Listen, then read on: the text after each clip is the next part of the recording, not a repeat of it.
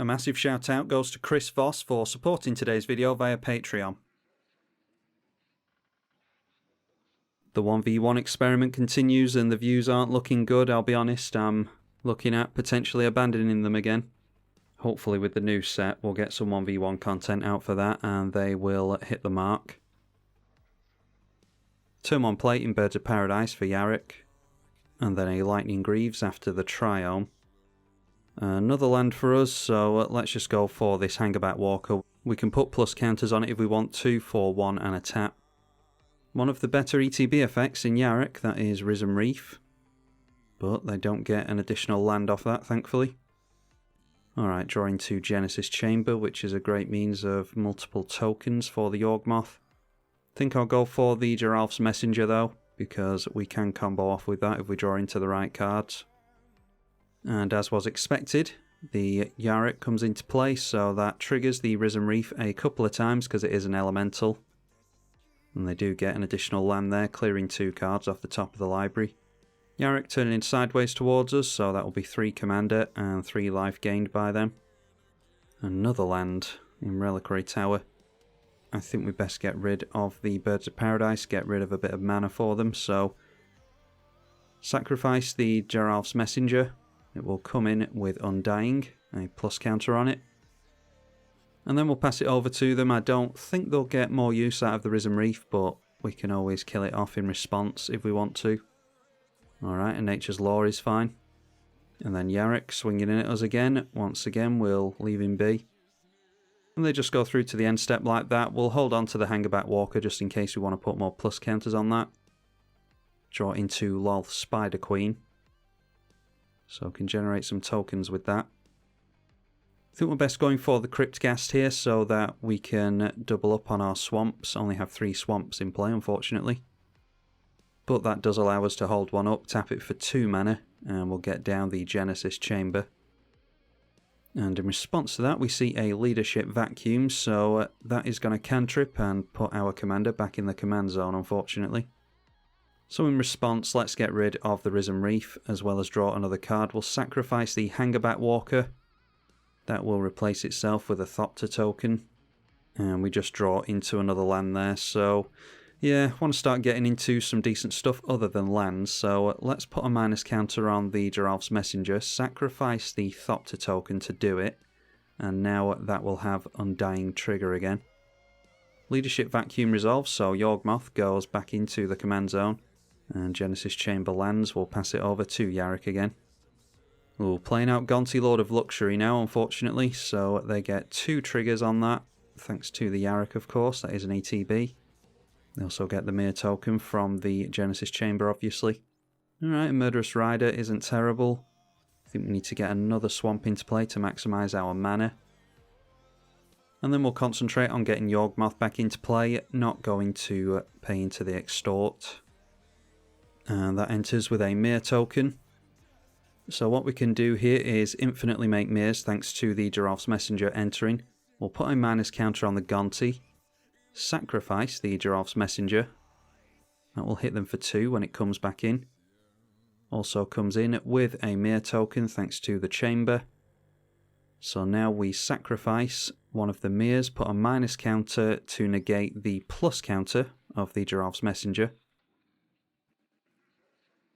And then once again put a counter on one of our opponent's creatures, sacrifice the Giraffe's Messenger, and we just rinse and repeat at this point.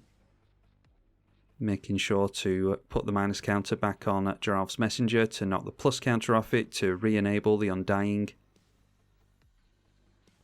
And our opponent's seen enough there, they decide to scoop. Actually don't have infinite there because we do need to be finding creatures to put minus counters on. And their Yarok is protected.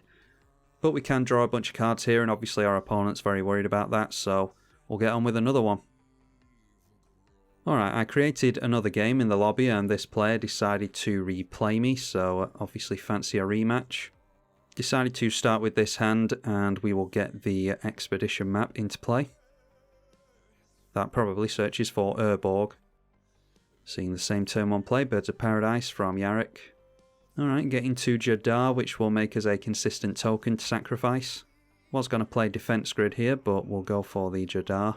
Jadar triggering at the end step and making a decayed zombie. And straight into a 3-drop on turn 2, that is another mana dork. We'll go for the strip mine here and go for this coalition relic that we've just drawn into, I think. Put the charge counter on that straight away.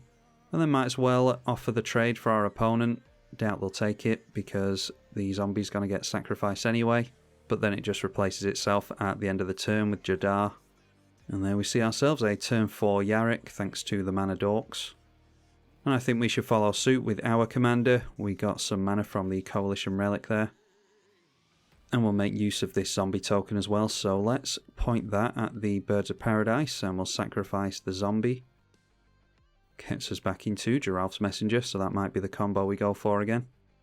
Put a charge counter on the coalition relic. And once again Jadar making another zombie at the end of the turn. And there we see a Putrefy, so going to destroy our commander unfortunately. We'll go for some more card draw, get rid of this dork, or put a minus counter on this dork, it has 2 toughness. Alright, Dictator Erebos isn't terrible. Actually going to send them down to 3 mana here, because if we can get rid of their Yarok, which we might do with the board wipe next turn, that's going to put them a million miles away from their commander. And that gets us the land for next turn, that's good. Swinging at us for a 6-point life swing. So, played a land for the turn, let's go for cracking the expedition map, and we will go for the Urborg with that, fix our mana for next turn.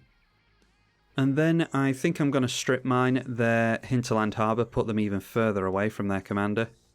That lands just fine, so now we can go for the Toxic Deluge. We'll put 5 life into the Toxic Deluge, and now they are 5 mana away from getting their Yarok back into play. Still playing it out though, seemingly. They shock in a Watery Grave off a fetch.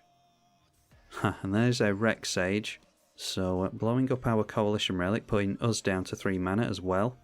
Luckily we've got the Urborg ready for drawing into Cabal Coffers. So we'll just get down a couple of 2-drops here. Defense Grid means they can't interact with us on our turn as easily.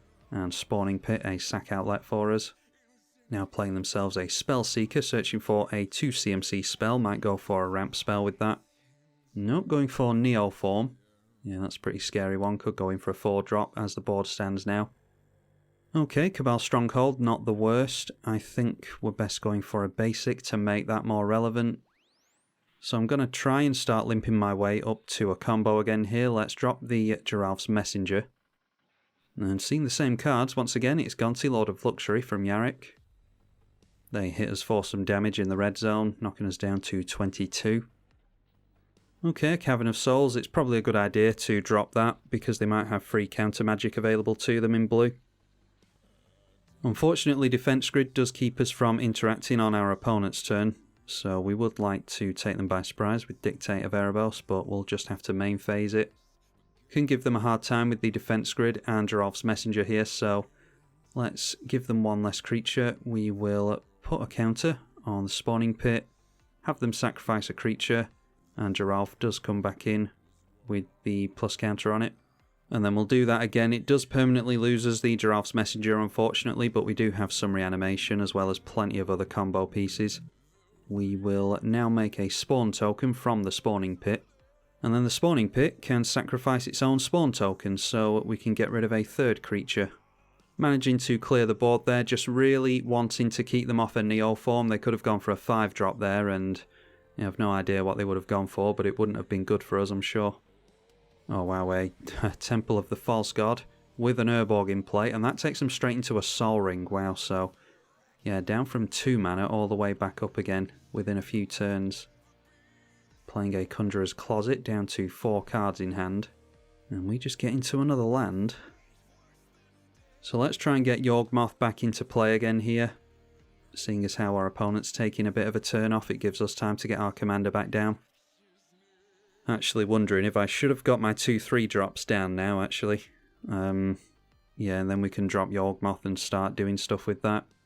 Oh yeah, that makes me wish I'd done that.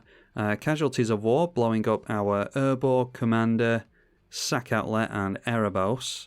Before that happens, we might as well make a Spawning Pit token, so we'll sacrifice the Yawgmoth again. Yeah, that didn't stay out for long. And then with our 1 piece of mana, we can take the 2 counters off that and make a 2/2 token. Oh wow, yeah, alright, that's a really good draw. So Tevesh Sat is going to hit play here, I think. Finally start making use of this Cabal Stronghold. That actually worked out quite nicely that they got rid of the Urborg instead of that. So generating 5 mana from the Stronghold will allow us to drop down the Tevesh Sat and we can start making tokens here.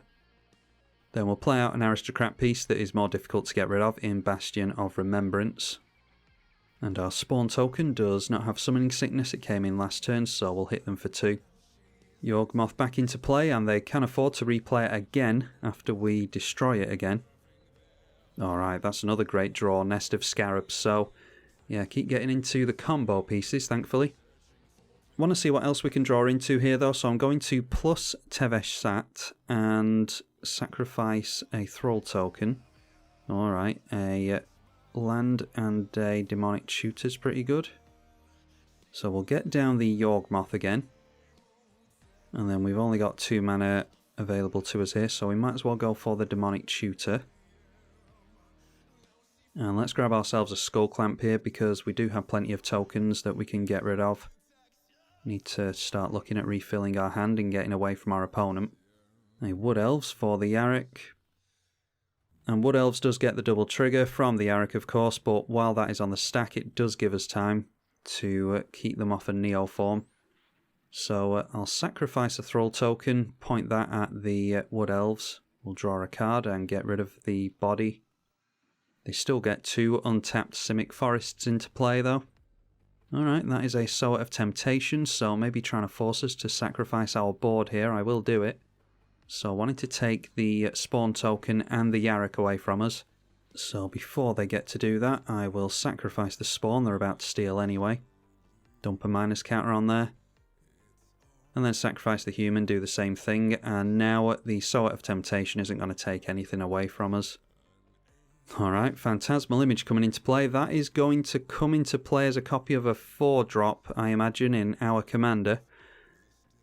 And there's nothing we can do about that. Yawgmoth can't sacrifice itself. So they do get to go for the Neo form for a 5-drop, unfortunately. Yeah, and that is an Acidic Slime, so blowing up a couple of things on entry. They're just taking care of both of our lands. Noteworthy that one of them is Cavern of Souls, so yeah, maybe they do have counter magic in the deck. Then swinging Yarok in with Death Touch at the Tevesh Sat. I think we'll just have to take that. And then I forgot about the Conjurer's Closet, so that is going to blow up 2 more things. Yep, and just going after a couple of our lands, so blowing up 4 lands in 1 turn. And that's pretty rough. Managed to get into another one though in Volrath Stronghold. Let's create a couple of Thralls with the Tevesh Sat. They knock the plus counter off the Acidic Slime at least, so we can get rid of that. Then we'll go for this Nest of Scarabs. Might be able to combo off with that soon. Yeah, we need to get into an answer pretty sharpish, so let's go for the Skull Clamp. Clamp one of these Thrall tokens. Alright, get into Reanimate spell might be useful. Grab a combo piece back with that.